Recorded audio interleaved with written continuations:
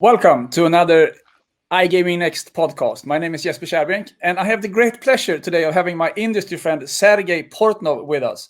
Welcome, Sergey. Thank you very much. Pleasure joining your podcast.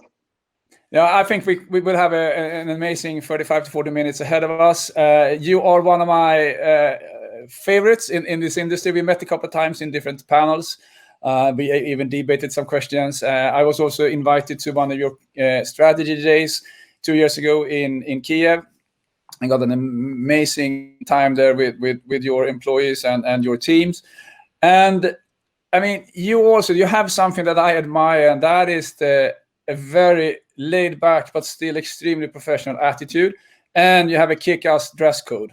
Always the same consistent style of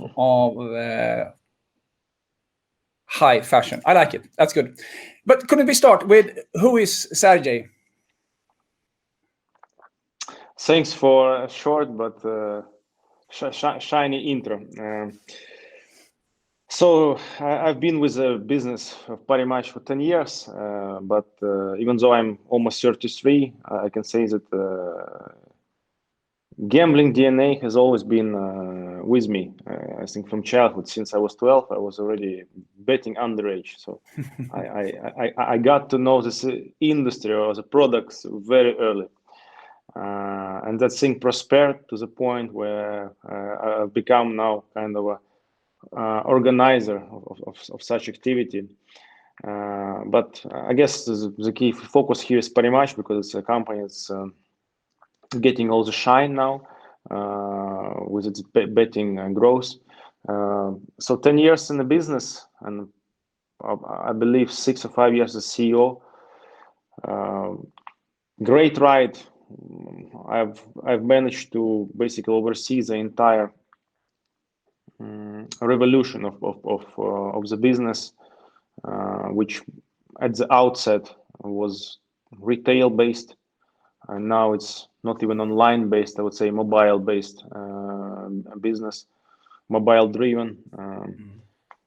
Tough road, tough journey. Sergey, we're coming back to that. Sorry. We're coming back to that now, sure. because you have a strong.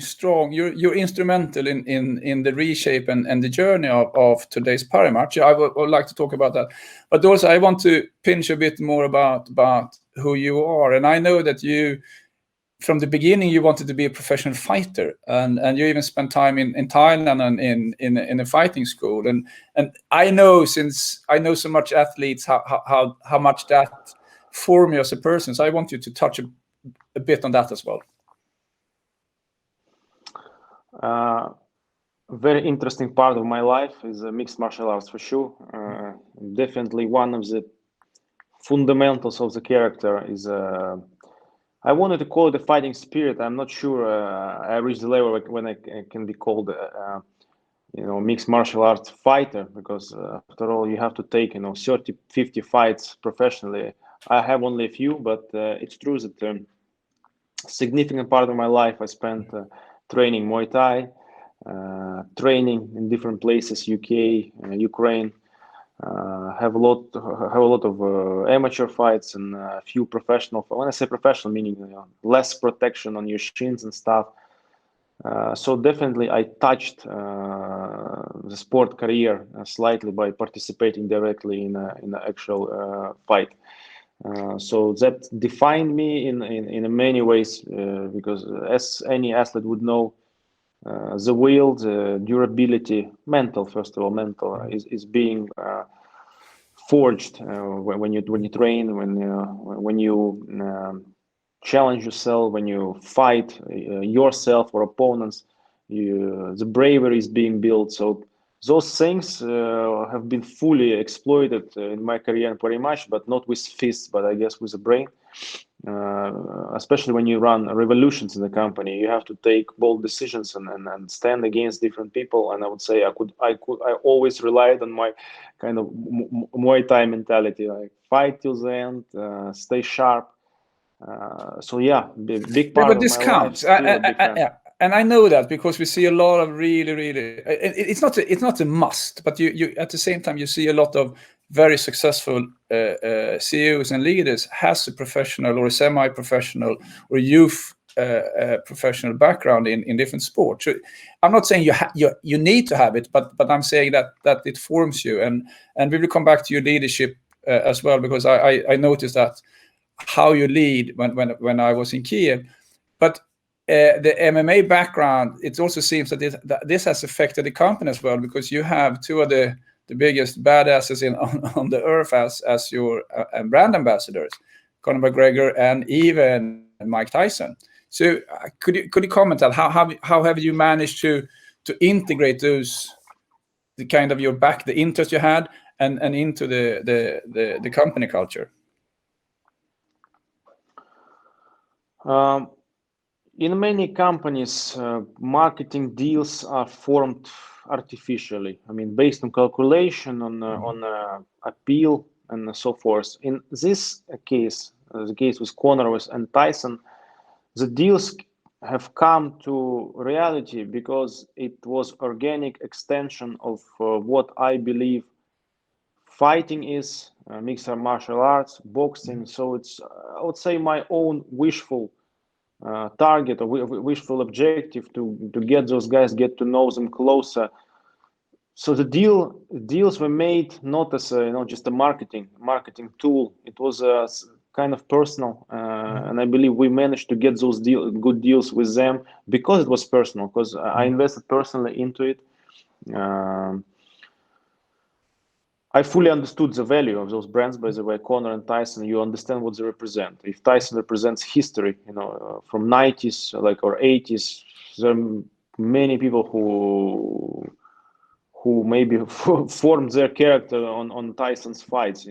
He's a big authority. He's not just a brand. He's a respectful athlete, and especially in a field where we operate. And Conor, like star, already established, but still rising, appealing to youngsters. We understood how it could complement the brand, but more importantly, I understood that those guys are just not easily approached, and can be bought from the shelf. They take it seriously when they analyze with whom to partner it. So because I would say personal investment into it, we managed to get those deals done and have very healthy relationship with them beyond business now. I would say kind of, I can't say full friendship, but it's very, very, very good relationship. That's cool. That gives you something back as well. But because I see how you used them. There's always, or has been for quite some time, a debate in the iGaming industry and perhaps in many other industries as well, whether ambassador is a good thing or a bad thing. It's risky. What happens if they do a scandal, etc., etc. But it seems that you have followed the path of when you do it full out. When we were in Kiev, I saw posters of McGregor basically covering houses with your logo, etc., etc. So is that the recipes for succeeding when you have an ambassador? If you do an ambassador, you can't take the mainstream. You have to take someone that stands out, and you have to go all in. Is that correct, or? Absolutely correct. It's not only limited to brand ambassadors. I would say it's already a lifestyle habit. Once you take something, you have to raise the bar and make it, I would say, like what's called perfectionist, to do it best. So when it comes to brand ambassadors, of course, once they're on board with us, we basically fulfill our marketing dreams with putting them inside of that marketing campaign, and we do to the maximum. And the costs of this always become secondary factor. I mean, costs are calculated, but after all, it has to be diamond product, diamond product that we produce. Whatever we do, I would say it's the same. Brand ambassador, tech, or any shop we open, everything we do, we try to aim for something that has not been done yet. Full commitment to the same. And that shows. That really shows in your product as well. And we will come back to the product, but I would like to start with a bit about your history, because Parimatch is founded in 1994, and as a betting shop, as a sports book with betting shops. And if I remember correctly, I think the first online betting came 2000, so you were really early out on online betting as well, among the pioneers, and especially in the CIS region. How important are the shops today? Would you have, if someone came and asked that they would buy them tomorrow, would you sell them or would you keep them? Today we hardly have them. Look, retail. You see, okay. Retail is not obsolete fully, but it's definitely something that's going to get eradicated just naturally. Maybe 10, 15 years, it's going to be really tough unless they present a product which is just beyond, just like, online streaming of movies and cinema. Cinema adds something else to the film, the experience, maybe the popcorns, this kind of full isolation or full and being around people, being socialized. Yeah, being around people, being people. It's a trend today. I don't think people. I think people are already prepared to stay at home on their own and consume the content. So if that thing stays, social factor becomes even less significant. And then investing in retail for socialization reason, there is no monetization in that. I don't know. I don't believe in the betting of retail at all.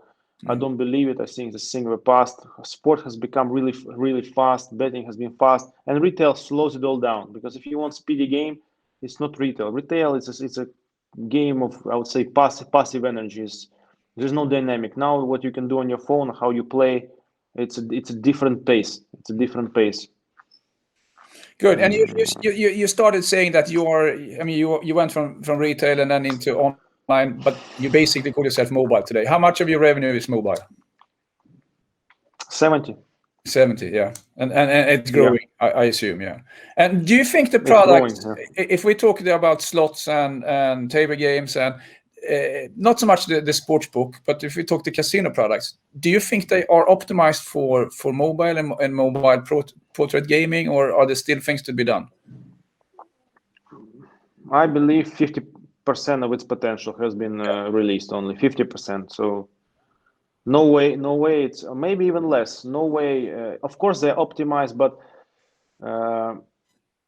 after all, they have stemmed from desktop, and I would say the product, what's called lifespan.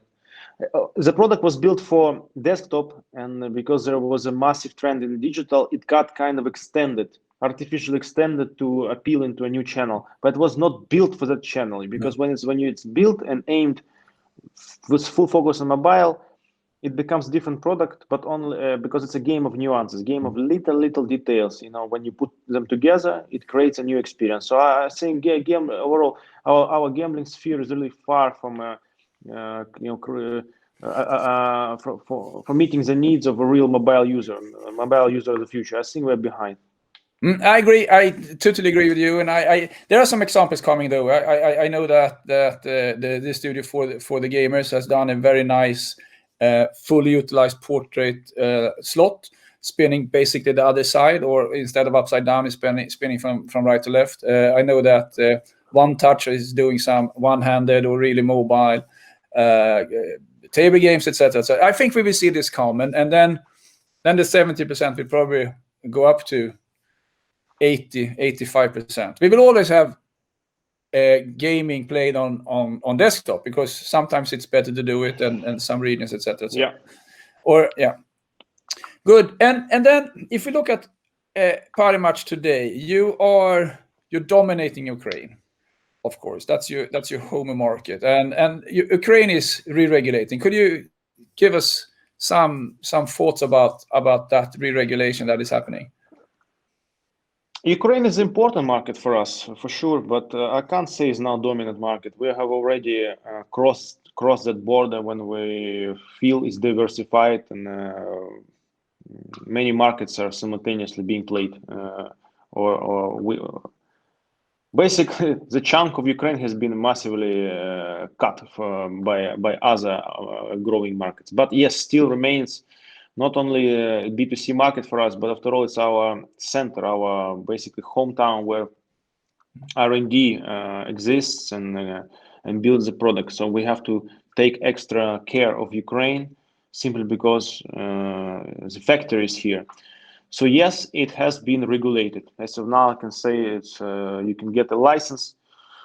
As it usually happens, it basically turned out not the way everyone expected, because the premise on which regulation was built initially was very rational, very pragmatic, like how to regulate, make it efficient, so the taxes are paid, everyone is happy, government, operators, how to protect players. It was, I mean, a lot of good ideas, and everything was put in place to create really solid jurisdiction.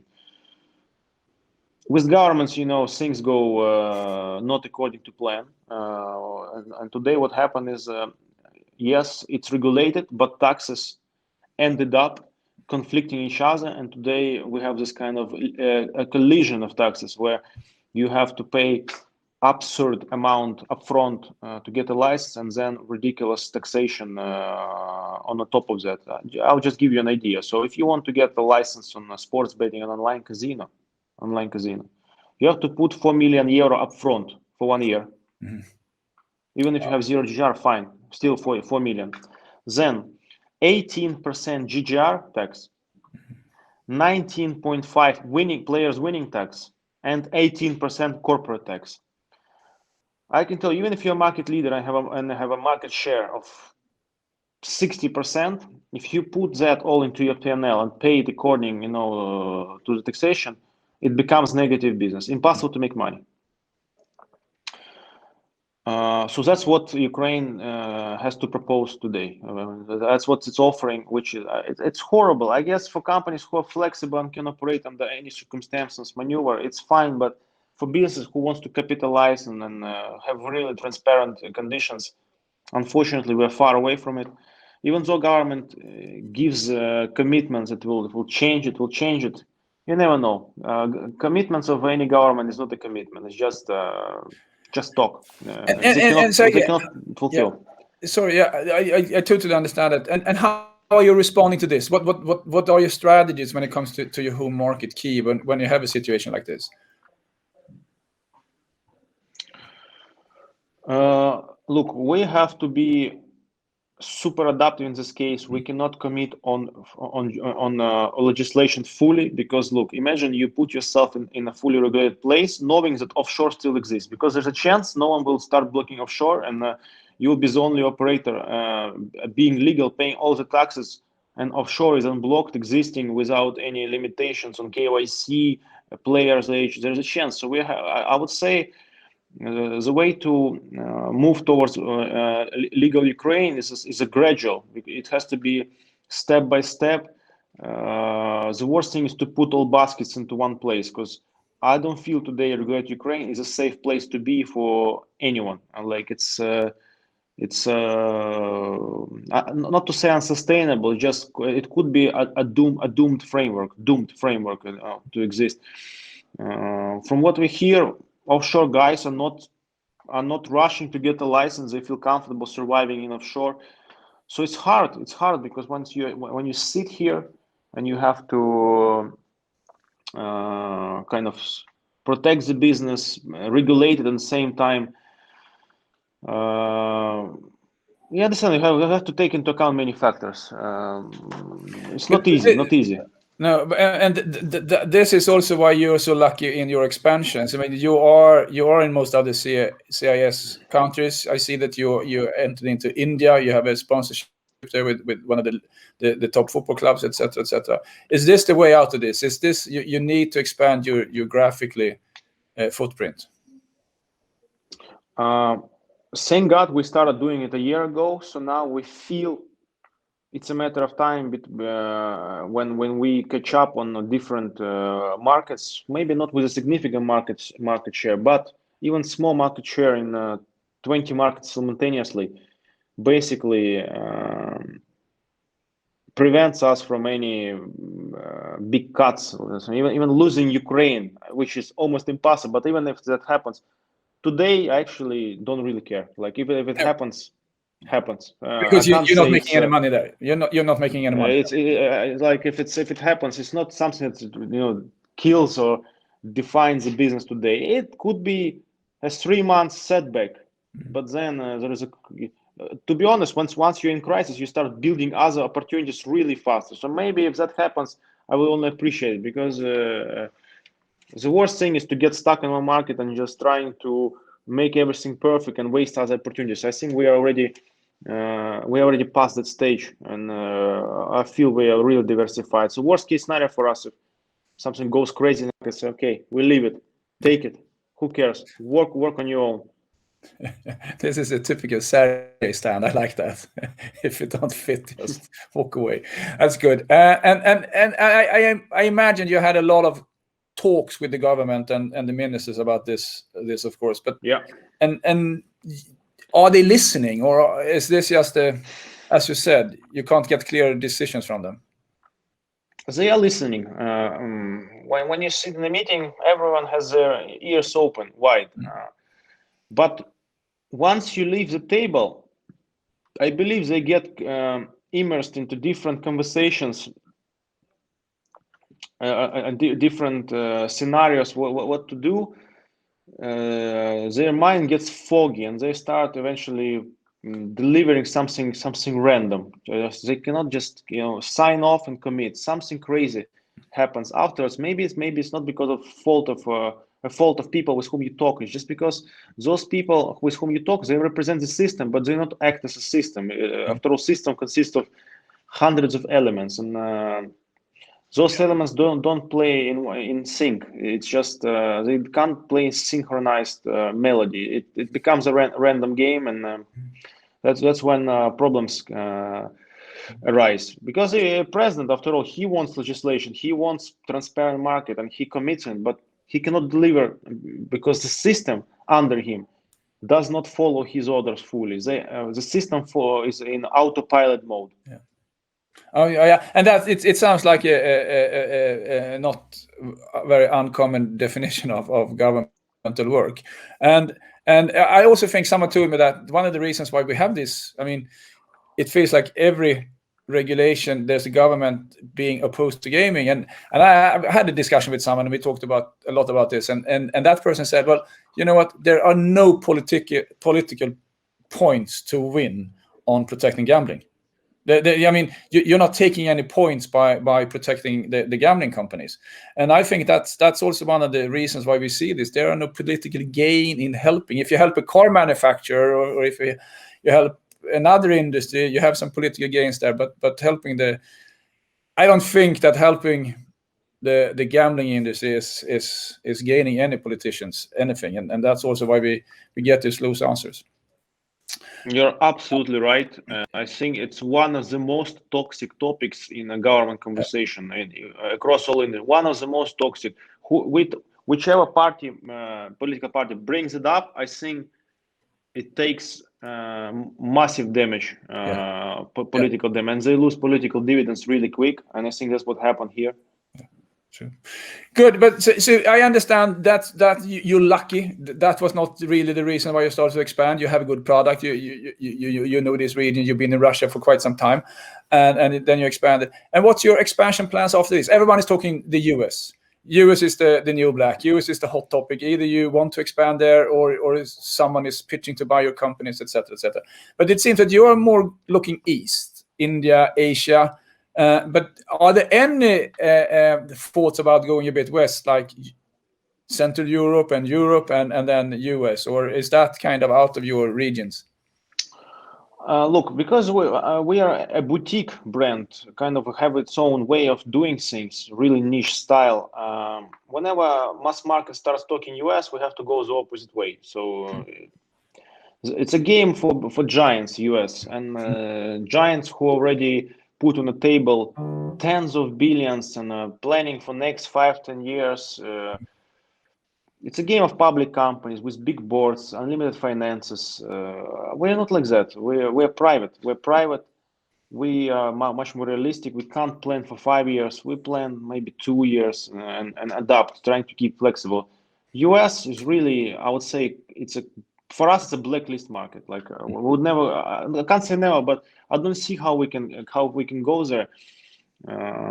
Literally, it has to be a miracle if we end up there. Yes, we're going east, and we're very, very optimistic that everyone is going west, because it means the focus of those Western of many companies will be US, and they will be more neglectful towards rising markets or complicated emerging markets. It's good. Their focus will be elsewhere, and we will focus on those places. So yes, Asia it is. I would say non-Chinese Asia. Non-Chinese Asia.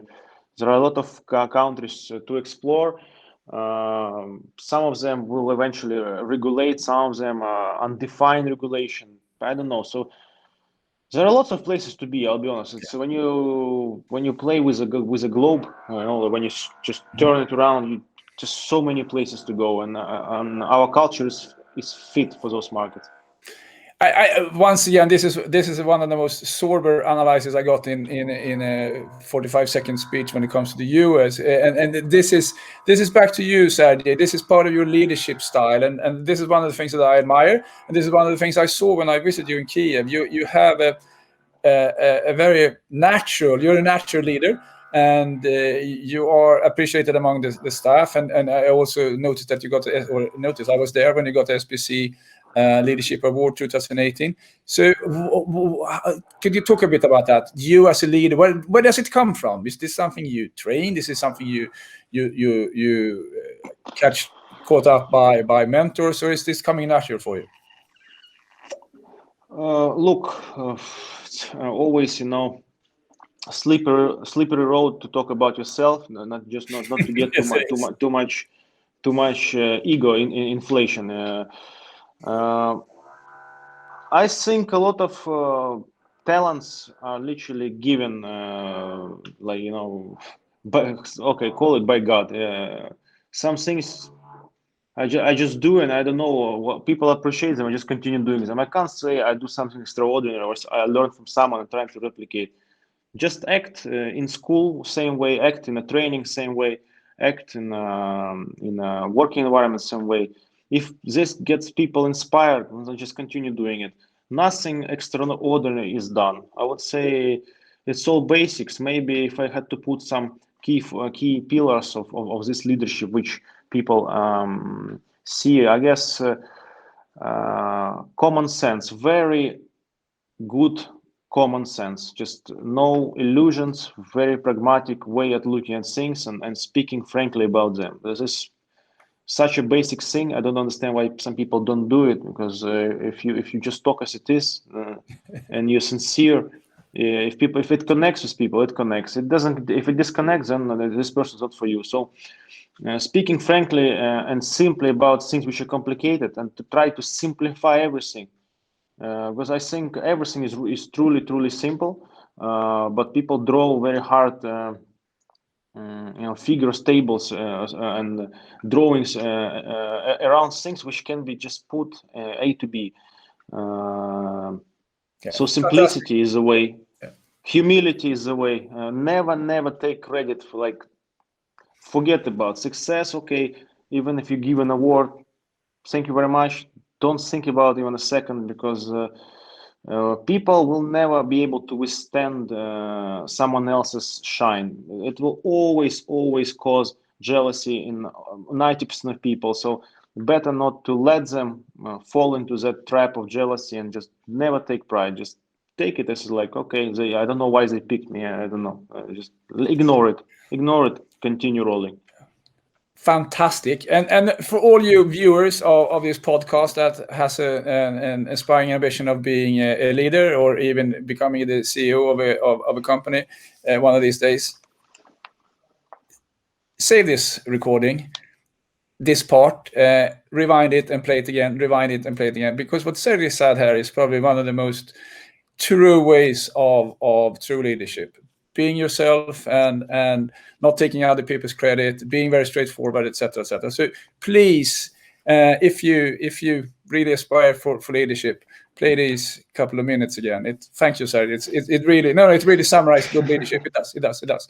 And then I think we should also add, from my perspective, we all know that we need some luck sometimes as well, and we need to do the right things in the right timing, and that's also coming down to to pure luck, basically. But you are. By the way, fully agree on luck, but I can tell you, luck is also a logical sequence of right actions. If you have continue doing right stuff, but of course everyone might ask, what do you mean right action?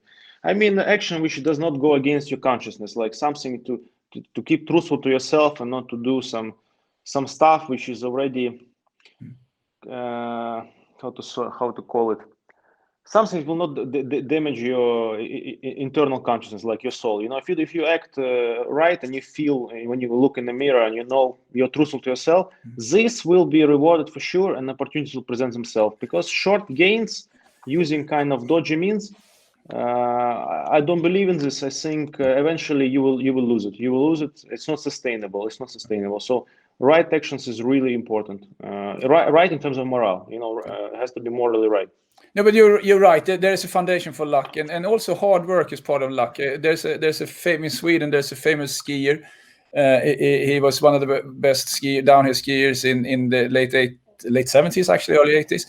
Ingemar Stenmark, and one of his interviews. He was up from the north, and a lot of people from the northern. You're not speaking that much. He had this interview, and the interviewer said, "Ingemar, you seem to have you had a lot of luck today." And then this guy was totally quiet. And then he said, "Yeah, it's strange. The more I train, the more luck I get." I really like that comment because it's so true. It's very wise. It's very wise. It is, because you have to, as you say, you have to create the environment for luck to thrive. If you don't do that, you can't be lucky. Then it's actually, as you say. No, cool. I like this. Really, really good. We need to speak some eSport, because you and together with I normally say that you together with Pinnacle was one of those really taking eSport during the COVID lockdown. Someone even told me, I didn't see this. I might be wrong, you have to correct me, but you even arranged football games or soccer games, eSport, instead of, had Liverpool playing Chelsea, etc., over FIFA instead of the real tournaments. I don't know if that's true or not, but I know that you really built the product around eSport. It's true. We are, I would say, solidifying our position in eSport, and again, it wouldn't be possible if there weren't any enthusiasts in the company. Because if it's done artificially, because I know at many board meetings at different companies are saying, "Look, eSport is a promising thing. Let's go towards it." But if it's kind of just, the researchers found out that eSport is a promising thing and they just put money into it, they'll get some results for sure. But to get and be the best, it has to be part of your DNA. And today, I would say we are lucky enough to have people who have real voice in the company. Who, whenever they speak, people listen to them like authority. And those people are obsessed with eSport. So when those guys start pushing this thing, it becomes a DNA. So today, eSport is definitely DNA of Parimatch, because there are certain people within a company who happen to be also partners of the company, so they have a stake. They are pushing this thing, and even if you say don't do it, they will like, no, it's I have to put, just like me pushing Kona, UFC, MMA style. No one can stop me. I'm just like a crazy thing. Just same goes for eSport. We have a great team, and they naturally push the product to new heights, just because it's a combination of business and massive love for this kind of sport. That's why we are there among the maybe top 3, maybe top 5 of eSport operators. Heavy investments in marketing, heavy focus on the lines, like to be sharp in lines. Yeah, for us it's important, and we believe in this sphere. Sergey, you don't know this, but this is absolutely fascinating, because I had a discussion. I did a podcast with Paris Smith, and you haven't probably not seen it yet. And it's amazing because she's saying exactly the same thing when she was talking about how they launched their eSport. It's the passion. It was a team of her employees that saw this earlier than anyone else. She invested in them, as you have done, in trust and effort and money in that. And it comes from that. And you are so right. A product without passion will never fly. I mean, you can have products with a lot of passion that doesn't fly because it's something faulty with the product. But if you have the perfect product, it's not enough. And we all know that the grandmaster of this, or the biggest evidence for this, is Steve Jobs. He had so much passion that he drove people crazy, but he also produced amazing products that no one really believed in or thought about before he did it. So you are absolutely right. And I think that's one of the things that characterizes your company and your leadership, is that passion into what you're doing. And cool. And then I also see on that note, you're also part of the eSport Integrity Commission. To be honest, I wouldn't even know.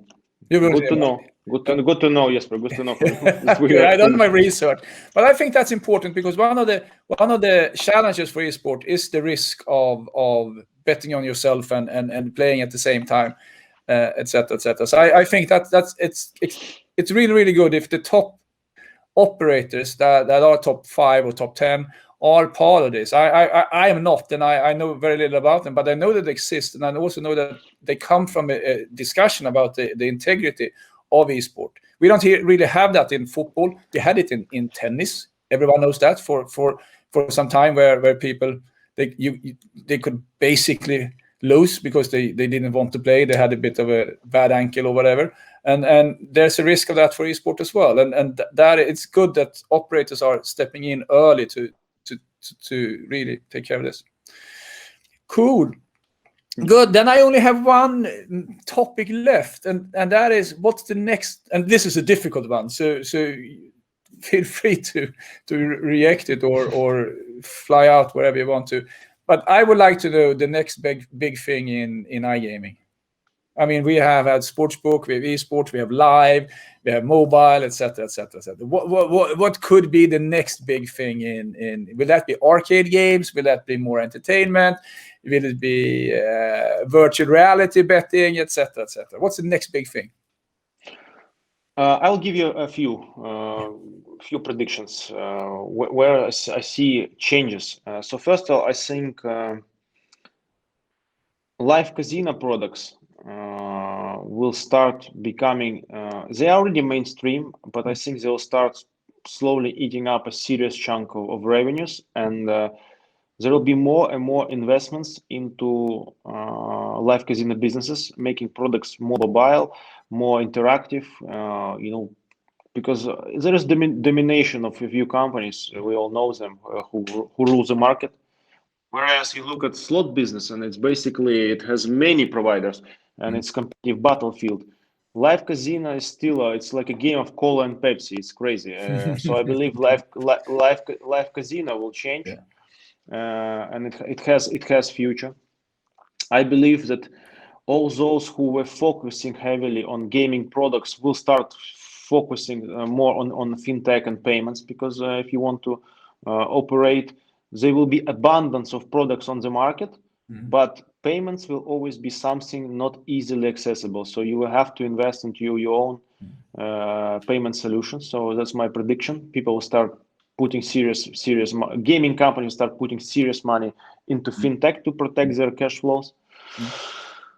What else?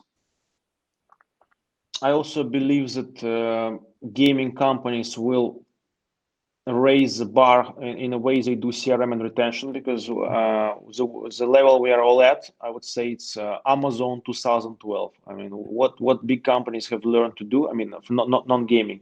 It's already different class of customer relationship management with BI and artificial intelligence, all that stuff working not just as a hype word, but actually working, performing for them. So I think gaming has still a way to catch up for many. Maybe some guys already figured it out. Maybe public companies figured it out. But from when I hold conversations with different company owners, I see that their CRM is weak. It's kind of manual. They do it, but it's old school style. there has to be a change. So people will know how to deal with players. There'll be innovation, I think, in CRM.